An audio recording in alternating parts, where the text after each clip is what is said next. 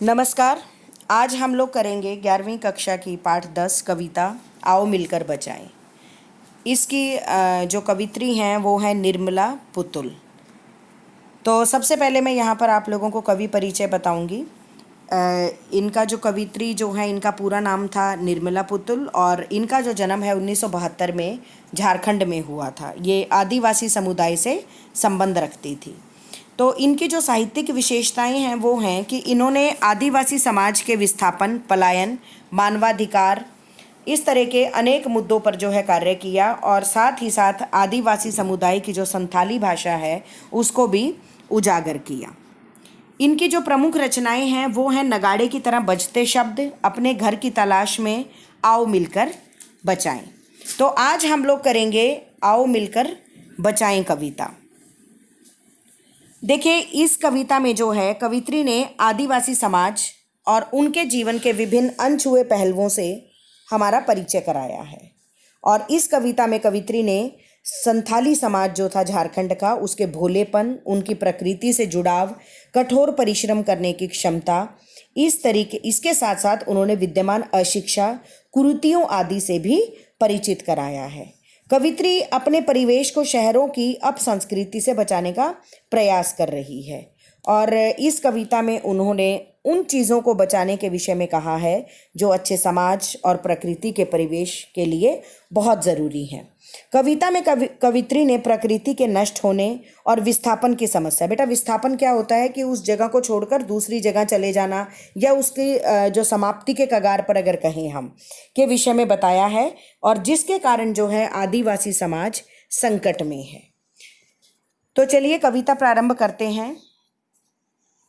अपनी बस्तियों को नंगी होने से, शहर की आबो हवा से बचाएं उसे, बचाएं डूबने से पूरी की पूरी बस्ती को हड़िया में।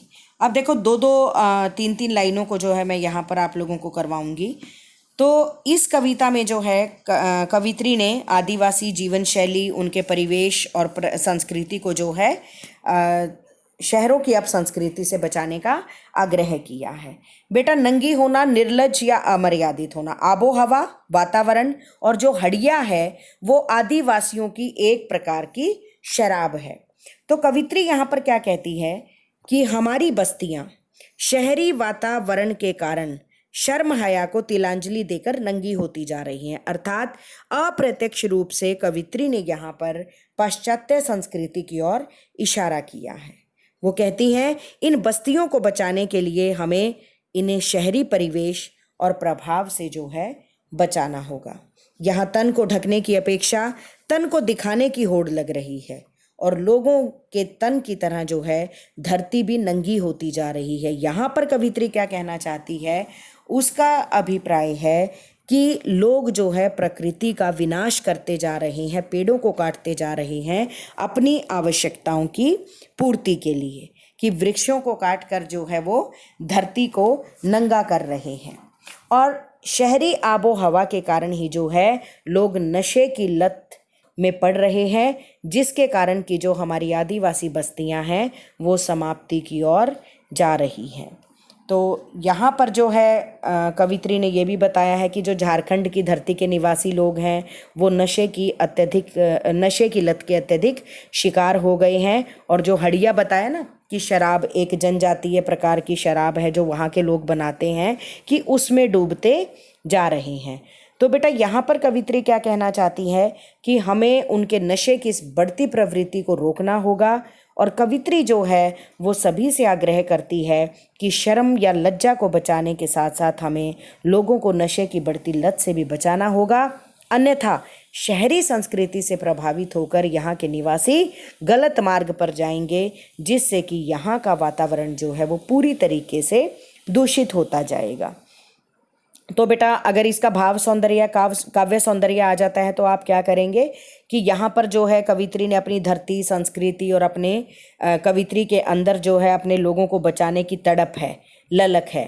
और दूसरा यहाँ पर जो नंगी होना शब्द का प्रयोग किया है वो उन्होंने दो तरीके से किया है। एक तो कम कपड़े पहनना, मर्यादाएं तोड़ना, और दूसरा धरती को जो है पेड़ पौधों से बिल्कुल विहीन कर देना, बिल्कुल खत्म कर देना।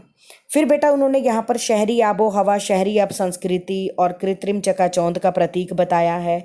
हड़िया जो है वो सर्वनाश का प्रतीक है कि क्या होता है कि देशी शराब के सेवन से लोगों का तन और मन, शरीर और आत्मा दोनों तरह का जो है सर्वनाश हो रहा है। और यहाँ पर बेटा कवित्री ने जो है लोक प्रचलित हिंदी शब्दों का प्रयोग किया है। फिर आगे चलते हैं। अपने चेहरे पर संथाल परगना की माटी का रंग, भाषा में झारखंडीपन, ठंडी होती दिनचर्या में जीवन की गर्माहट, मन का हरापन, भोलापन दिल का, अक्खड़पन, जुझारूपन भी, भीतर की आग, धनुष की डोरी। अब देखिए यहाँ पर जो है बेटा इन पंक्तियों में कवित्री ने लोगों के व्यवहार में प्रादेशिक गुण बने रहने का आग्रह किया है। अर्थात कवित्री ये कहना चाहती है कि हम जिस जन्मभूमि से, जिस कर्मभूमि से संबंध रखते हैं, हमारे अंदर वहाँ के गुण होना ज़रूरी है। साथ ही वो अपने परिवेश को शहरों की संस्कृति के प्रभाव से बचाने का तो वो हर बार जो है आग्रह करती हैं।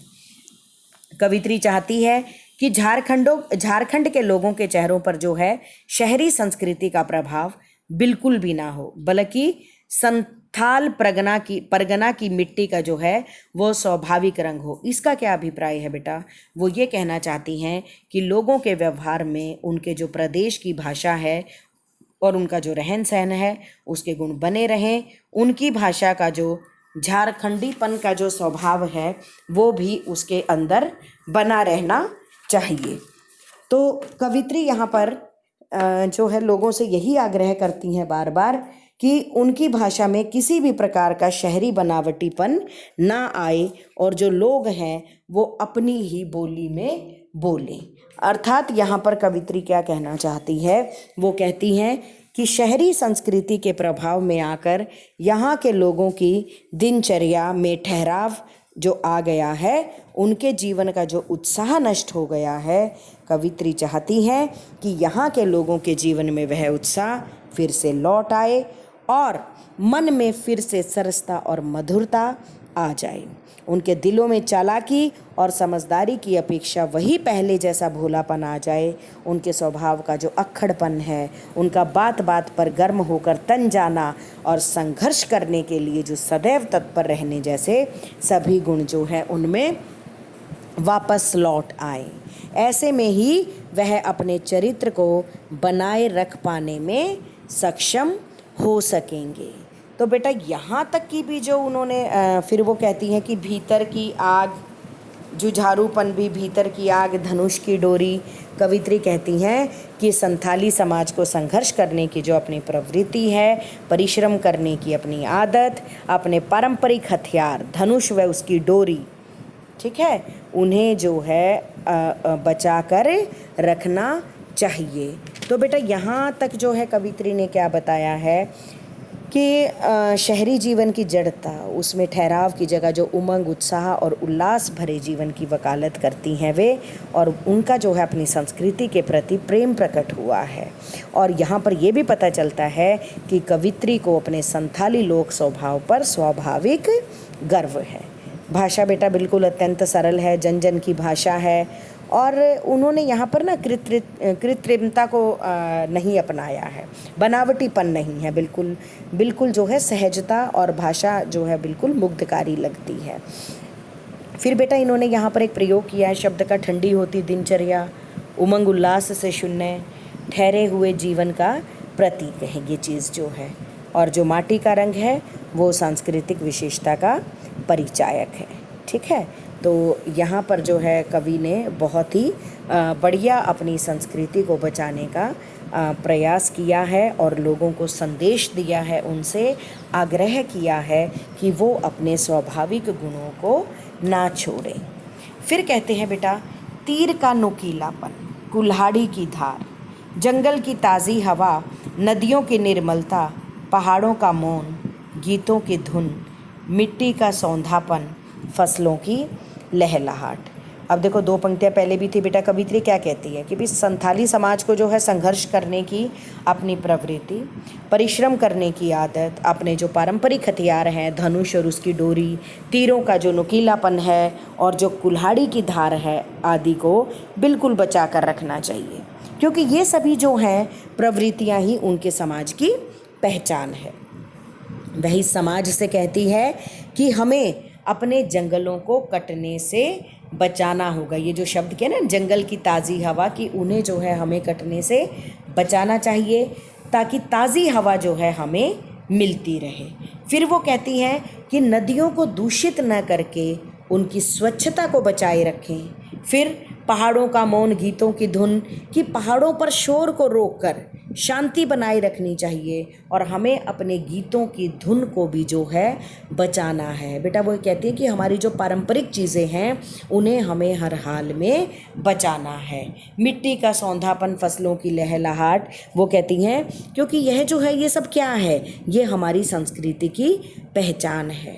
कवित्री कहती हैं हमें मिट्टी की सुगंध और लहलहाती फसलों को भी बचाना है। ये सब जो हैं हमारी संस्कृति के परिचायक हैं, हमारी संस्कृति की पहचान है। अर्थात कवित्री ये कहना चाहती है कि इन्हीं सब से जो है हमारी संस्कृति की पहचान बनी हुई है। इसलिए हमें अगर अपनी संस्कृति और परंपरा को बचाना है तो हमें जंगलों को, नदियों को, पहाड़ों को, अपनी मिट्टी की खुशबू को और फसलों को जो है बचा कर रखना होगा।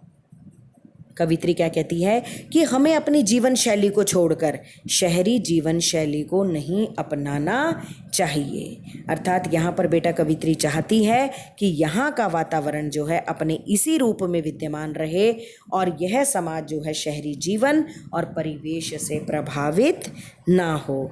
तो बेटा यहाँ का जो भाव और काव्य सौंदर्य वो क्या है कि कवित्री जो है लोक जीवन की सहजता को बनाए रखना चाहती है।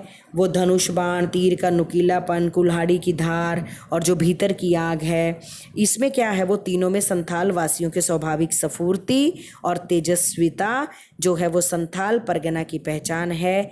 इसके माध्यम से लोक जीवन को लौटाने की गुहार कवित्री ने यहाँ पर लगाई है। फिर बेटा जो यहाँ पर भीतर की आग है वो किसका अभिप्राय है, वो मन की तीव्र इच्छा और उमंग की द्योतक है। फिर बेटा कवित्री ने ये बताया है कि जो पर्यावरण की स्वच्छता है वो निर्दोषता के प्रति बिल्कुल सचेत है और कवित्री ने भाषा जो है वो बिल्कुल आडंबरहीन, मतलब उन्होंने किसी प्रकार के किसी आडंबर का प्रयोग यहाँ पर नहीं किया है। आगे चलते हैं। नाचने के लिए खुला आंगन, गाने के लिए गीत, हंसने के लिए थोड़ी सी खिलखिलाहट, रोने के लिए मुट्ठी भर एकांत, बच्चों के लिए मैदान, पशुओं के लिए हरी भरी घास, बूढ़ों के लिए पहाड़ों की शांति।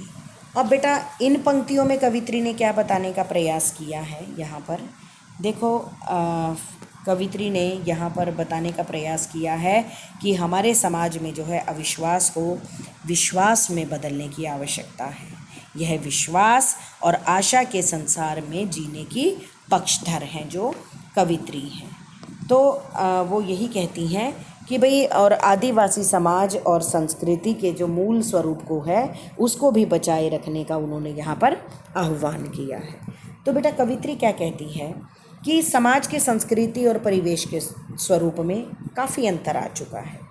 आबादी और विकास के कारण क्या हो रहा है, घर छोटे छोटे होते जा रहे हैं। ठीक है, यदि नाचने के लिए और मौज मस्ती करने के लिए आंगन चाहिए तो आबादी पर नियंत्रण करना होगा। फिर वो कहती है कि फिल्मी प्रभाव से मुक्त होने के लिए अपने गीत होने आवश्यक हैं, अपने जो लोक गीत हैं उनको बचा कर रखना होगा।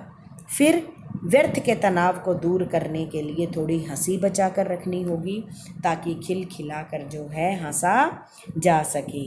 तो मुट्ठी भर बेटा थोड़ा सा एकांत, अकेलापन और खिलखिलाहट जो है वो खुलकर हंसना। फिर ये था ना कि रोने के लिए मुट्ठी भर एकांत, बच्चों के लिए मैदान, पशुओं के लिए हरी हरी घास, बूढ़ों के लिए पहाड़ों की शांति। बेटा यहाँ पर जो है अपनी पीड़ा को व्यक्त करने के लिए कवित्री कहती है रोने के लिए थोड़ा सा एकांत भी आवश्यक होता है। कवित्री कहती है ये चीज़ें भी जो है हमें बचा कर रखनी होंगी। फिर वो कहती हैं कि बच्चों को खेलने के लिए मैदान और पशुओं के चरने के लिए हरी भरी घास, और जो बूढ़े व्यक्ति हैं उनके लिए पहाड़ी प्रदेश का शांत वातावरण जो है ज़रूर चाहिए। और इन सब की प्राप्ति के लिए तो हमें सामूहिक प्रयास करने होंगे। अर्थात कवित्री बेटा लोक जीवन की सहजता को बनाए रखना चाहती है। वह नृत्य, गान, हंसी, खिलखिलाहट, दुख, खेल कूद और शांति आदि सबको महत्व देती है। उसे दुख और सुख, बच्चे और बूढ़े, मनुष्य और पशु, उमंग और शांति, सब के सब अनुभव जो है बहुत ही प्रिय है। ठीक है, तो यहाँ पर जो है कवित्री अपनी फिर से प्रादेशिक गुणों को जो है बचाने का प्रयास करने को कहती है, और कहती है कि इन्हें जो है बिल्कुल बचाया जा सकता है यदि हम सभी लोग प्रयास करें, एकजुट होकर सामूहिक प्रयास करें। अर्थात अप्रत्यक्ष रूप से कवित्री ये भी कहना चाहती है कि केवल और केवल अकेले के प्रयास से ये बात नहीं बन सकती है। थोड़ी सी उम्मीद, थोड़े से सपने, और इस विश्वास भरे दौर में थोड़ा सा विश्वास, थोड़ी सी उम्मीद, थोड़े से सपने, आओ मिलकर बचाएं कि इस दौर में भी बचाने को बहुत कुछ बचा है अब भी हमारे पास। अब फिर वही बात बेटा कि उन्होंने अविश्वास को विश्वास में बदलने की आवश्यकता को जग जाहिर किया है, और उन्होंने कहा है कि जो ये विश्वास और आशा है इसके संसार में जीने के आशा के साथ जो है संसार में जीना मनुष्य के लिए बहुत ही आवश्यक है। तो बेटा यहाँ कवित्री क्या कहती है कि आज चारों तरफ अविश्वास और धोखाधड़ी का बोलबाला है, कोई किसी पर विश्वास ही नहीं करता। तो कवित्री कहती है कि ऐसे माहौल में हमें लोगों में थोड़ा सा विश्वास जगाना होगा। अच्छे काम करने के लिए थोड़ी सी उम्मीदें और थोड़े से सपने भी बचाने होंगे, ताकि हम अपनी कल्पना के अनुसार जो है जीवन शैली का निर्माण कर सकें। जैसे हम जीवन शैली, जैसा हम जीवन चाहते हैं उसी के अनुसार जो है इसका निर्माण किया जा सके। तो ये चीज़ जो है कवित्री यहाँ पर बताना चाहती है। अर्थात कवित्री ये कहती है कि हमें एक दूसरे पर विश्वास करना होगा, धोखाधड़ी से दूर होना होगा, अविश्वास की भावना को जो है पूरी तरीके से ख़त्म करना होगा। फिर कवित्री जागृत करते हुए लोगों को क्या कहती है, ये है ना, आओ मिलकर बचाएं कि इस दौर में भी बचाने को बहुत कुछ बचा है अब भी हमारे पास। कवित्री कहती है कि हम सबको मिलकर इन सभी चीज़ों, मूल्यों को, जीवन मूल्यों को बचाने का प्रयास करना है, उनकी कोशिश करनी है। क्योंकि आज जो बनावटी जीवन शैली है बेटा, जो कृत्रिम जीवन शैली है, इस दौर में भी हमारे पास बहुत कुछ बचाने को बचा है अगर हम चाहें। अर्थात कवित्री ये कहना चाहती है कि अभी 100% अर्थात पूर्ण रूप से जीवन शैली ऐसी नहीं हुई है कि जिसे न बचाया जा सके। तो कवित्री क्या कहती है कि इसकी रक्षा करके हम अपनी बहुमूल्य संस्कृति और सभ्यता को जो है वो दोबारा स्थापित कर सकते हैं।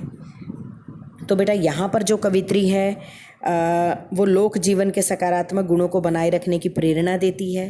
वह शहरी संस्कृति के प्रभाव से उपजे अविश्वासपूर्ण वातावरण को जो है ख़त्म करना चाहती है। वो कहती है, वो बताना चाहती हैं कि हमारा जो आदिवासी जो प्रादेशिक समाज था, इसमें लोग एक दूसरे पर विश्वास करते थे, अविश्वास की भावना नहीं थी। एक दूसरे के प्रति जो है बिल्कुल उनके अंदर धोखाधड़ी की भावना नहीं थी। एक दूसरे को बचाने का प्रयास किया जाता था, जो आज शहरी प्रभाव के कारण ख़त्म होती जा रही है। लेकिन फिर भी कवित्री ये विश्वास दिलाती है कि इस धारणा को हम पूरी तरीके से समाप्त कर सकते हैं, क्योंकि ये धारणा अभी 100% हमारे ऊपर हावी नहीं हुई है। अर्थात आज भी हमारे पास समय है कि हम इस बनावटी जीवन शैली को समाप्त करके दोबारा से अपने स्वाभाविक जीवन में जो है प्रवेश कर सकते हैं। तो कवित्री ने बेटा यहाँ पर जो है उर्दू जो उम्मीद शब्द का प्रयोग है, संस्कृत विश्वास और तद्भव जो है सपने का अद्भुत संगम है इस भाषा में। और जो लेखिका की जो कथन शैली है बेटा वो बिल्कुल काव्यात्मक है। और सबसे बड़ी बात कि लेखिका का यहाँ पर आशावादी होने का परिचय मिलता है, क्योंकि आज भी जो है कवित्री को ये विश्वास है कि हम अपनी संस्कृति को बचा सकते हैं। वो मुख्य रूप से जो है इस पूरी की पूरी कविता में बेटा वो कहना चाहती है कि वर्तमान समय में जो है बच्चों को खेल कूद के अवसर मिलने चाहिए। वो ये बताना चाहती है कि हम लोग जो है बच्चों के लिए, बूढ़ों के लिए और पूरे समाज के लिए फिर से एक स्वाभाविक समाज का निर्माण कर सकते हैं, लेकिन इसके लिए हम सभी को प्रयास करने होंगे, क्योंकि ये केवल एक व्यक्ति के प्रयास करने से सफल या संभव नहीं हो सकता, बल्कि जब सब हम लोग मिलकर इसका प्रयास करेंगे ये तभी संभव है। धन्यवाद।